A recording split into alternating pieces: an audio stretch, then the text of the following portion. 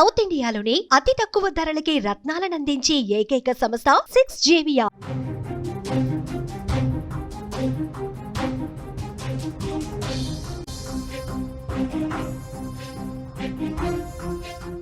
గోదావరి ఉగ్ర రూపంతో రెండో ప్రమాద హెచ్చరిక జారీ చేశారు. పర్ణశాల నీట మునిగింది. భద్రాచలం దుమ్ముగూడెం రాకపోకలు నిలిచిపోయాయి. సీతమ్మ వాగు నీట మునిగింది. ఏపీకి వెళ్లే మార్గంలో కూడా వాహనాలు నిలిచిపోయాయి. మరో 5 అడుగులు పెరిగితే మూడవ హెచ్చరిక జారీ చేస్తారు. సీతమ్మ విగ్రహం నారచీరల ప్రాంతం ఆల్రెడీ మునిగిపోయింది. అధికారుల ఆదేశాలతో లోతట్టు ప్రాంతాలు ఖాళీ అయ్యాయి. భద్రాచలం రామాలయం వద్ద కళ్యాణ కట్ట కూడా మునిగిపోయింది. భద్రాద్రి కొత్తగూడెం జిల్లాలోని భద్రాచలం ప్రాంతం ప్రస్తుతం వరద బీభత్సంతో వణికిపోతోంది. ఎగువ ప్రాంతాల నుంచి వస్తున్న భారీ వరదల వల్ల గోదావరి నది ప్రమాదకర స్థాయిలో ప్రవహిస్తోంది. ఈరోజు ఉదయం 8 గంటలకు నీటి మట్టం ఏకంగా 48 అడుగులకు చేరడంతో అధికారులు వెంటనే రెండో ప్రమాద హెచ్చరిక జారీ చేశారు. స్క్రీన్ మీద మీరు చూస్తున్నారు, 48 అడుగులకు అది వాటర్ చేరుకున్న పరిస్థితి. వరద ప్రవాహం ఇంకా అంతకంతకు పెరుగుతోంది. నెక్స్ట్ 49, 50 అడుగులకు చేరితే పరిస్థితి ఇంకా దారుణంగా ఉండే అవకాశం ఉంది. లోతట్టు ప్రాంతాల వైపు వాటరు ఇంకా చొచ్చుకొని పోయే అవకాశం ఉంటుంది. కాబట్టి ఆందోళన కనిపిస్తోంది అక్కడ.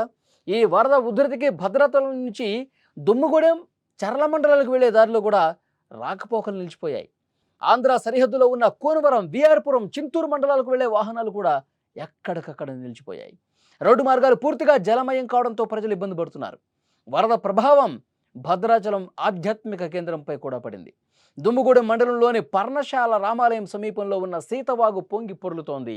స్వామివారి నారచీరల ప్రాంతం, సీతమ్మ విగ్రహం, స్వామివారి సింహాసనం సహా నారచీరల ఆనవాళ్లన్నీ కూడా మునిగిపోయిన పరిస్థితి.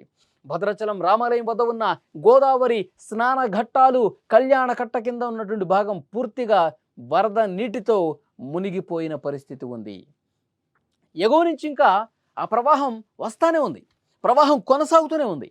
నీటి మట్టం మరో 5 అడుగులు పెరిగితే మూడవ ప్రమాద హెచ్చరిక జారీ చేసే అవకాశాలు ఉన్నాయని సెంట్రల్ వాటర్ కమిషన్ వర్గాలు చెప్తున్నాయి.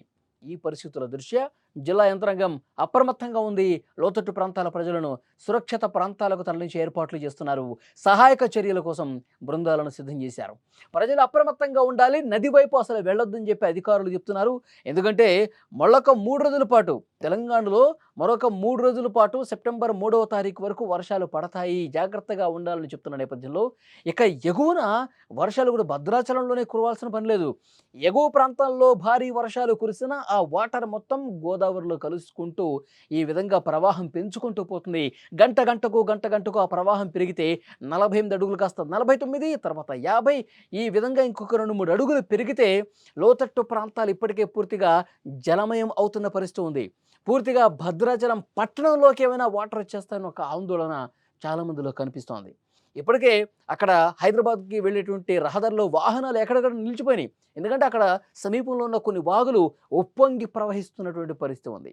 ఇంకా ఎగువ నుంచి భారీగా వరద వస్తున్నటువంటి నేపథ్యంలో ఆందోళన ఎక్కువైపోయింది. అందుకే అధికారులు లోతట్టు ప్రాంతాల ప్రజలను అప్రమత్తం చేస్తున్నారు. మీరు జాగ్రత్తగా ఉండండి, ఇంకా వరద ప్రవాహం పోటెత్తి ప్రవహిస్తే ఇబ్బందికర పరిస్థితి ఉంటుంది. అక్కడ సీతమ్మ వాగు దగ్గర పరిస్థితి మనం చూస్తూ ఉన్నాం.